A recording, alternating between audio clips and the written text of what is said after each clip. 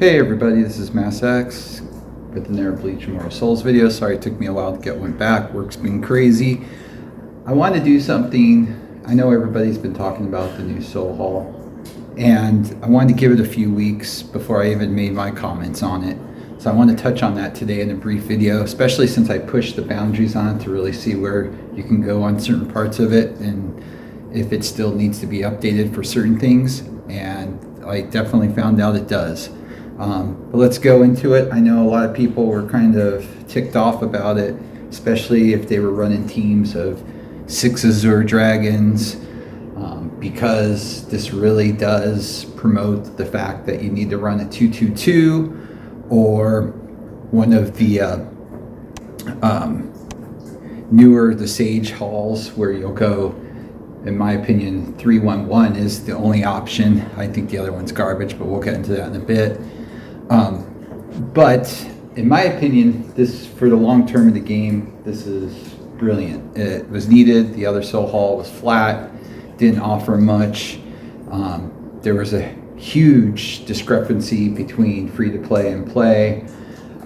This one really assists a lot. It gives more options. And in the whole, I think it's really the best way to go. As you're probably aware, because you've been messing around with it, currently, unless you're level 80 or higher, you can't go any further than level 80. Each of them has new and some changes to the effects that go in. I'm not going to reiterate these because, quite honestly, I'm sure you've already read them a million times if you're playing the game. But what I wanted to touch on was I went ahead and pushed the limit to see how far you could go.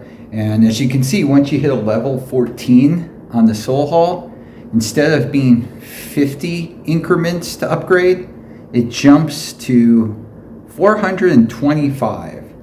So they are clearly built a threshold in to make this level off at level 14 for now. Now, is that going to change if we get our accounts to a level 80 or higher? I don't know yet. I'm at level 79. I'm trying to do it as quick as possible because I want to see if there's an adjustment. My gut tells me there isn't. They've kind of leveled it off, kind of like they've done in the past with certain things to allow people to catch up. So just know that once you hit level 14, it's going to take forever to go to any further levels at this time. And that's just something I want everybody to know. So at first I was hyper-focusing on leveling everybody the same because it's the cheapest way to level. And once I realized this, I started leveling the characters I use versus the ones I don't first. As you can see, like I did my Yamamoto to level 80, Aizen level 80, etc., etc. So, Marion, how far you are right now, focus on your characters, quite honestly, because once you hit that level 14, it's useless anyway unless something changes. So at this time, I just want to give everybody that heads up. If you're kind of trying to play the long game like I was and realize you hit that block, it's just not worth it. The other thing I wanted to discuss real quickly is the difference between the Sage Halls. I haven't seen many people talk about this, but personally, in my opinion, I think the first Sage Hall requirement where you just decrease damage for 2 rounds, and that's the only effect you get, because remember, you don't get any other effects, even if you have 2 Black Tortoise, etc., etc. I think it's crap. If you have a game that goes past 2 rounds, you're getting nothing, no bonuses, nothing. Now, the second Sage Hall requirement, which requires you to run 2 of the particular Sage Hall you're in on top of the required character and 1 of the other 3, I think is great. And I've been testing it, and it's wonderful. And as you're aware, on that one, yeah, you get to decrease damage, but you also get to recover rage. After using a rage skill, you get an extra 120. That works great. I love that. It's been effective. It allows you to annihilate and get out much quicker. So if you're going to use Sage Halls, I can't stress enough, at least in my opinion, just go for the second effect if you can. Don't waste your time with the first one. If you're Sage Halling, go the second. Or, in my opinion, and I'm sure everybody else is probably similar, you go 2-2-2. Take advantage of having 3 different effect bonuses, and that's actually great too, quite honestly. It's worked out really well, especially with the minor changes they made to those original ones. It's been great.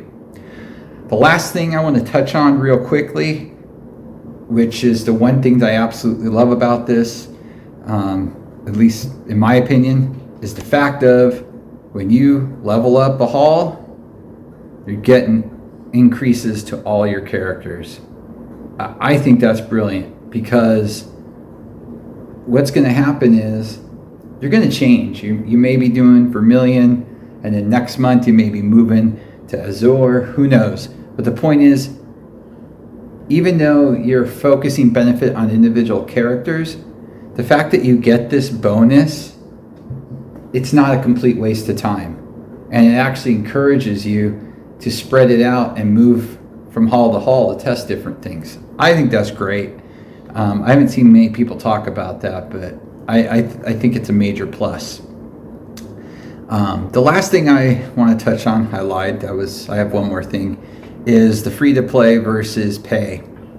At first I thought, oh wow, they're doing this so everybody can share and be the same. It's not going to get crazy. But if you've been watching lately, you're noticing that the stones, I can't remember what they're called off the top of my head. Let me see if I can find it real quick. Of course, I picked the one hall I maxed out.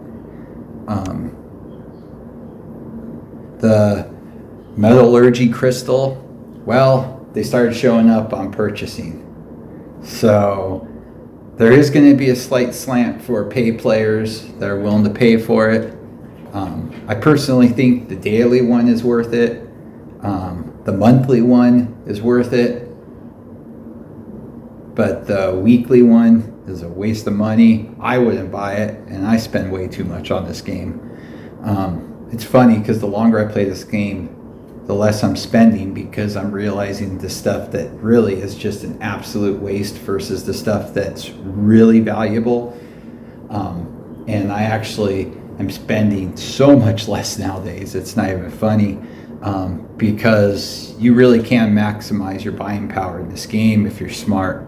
So that's about it on the Soul Hall. Just, without sitting there and reading things verbatim and go over it, I'm assuming everybody has.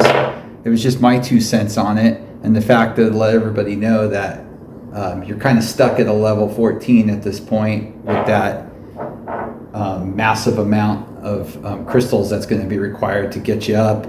I have a feeling that's going to change at some point, but I think they're doing it to get everybody so nobody can go batshit crazy on this, and kind of keep everybody closer, similar to what they've been doing with the account levels, things of that nature. And that's about it. If you've got any questions, let me know. If you have any suggestions for videos, let me know. I'm really going to try to bang out a couple of these over the weekend. I really want to do some focusing on individual characters. That's really my goal, to do 1 to 2 characters per video and just start really breaking down the characters as they are. I've tested a lot because I've leveled up so many. So I really want to give everybody my 2 cents, especially if they're newer and they're looking to conserve where their resources go. Thanks a lot. Have a great day.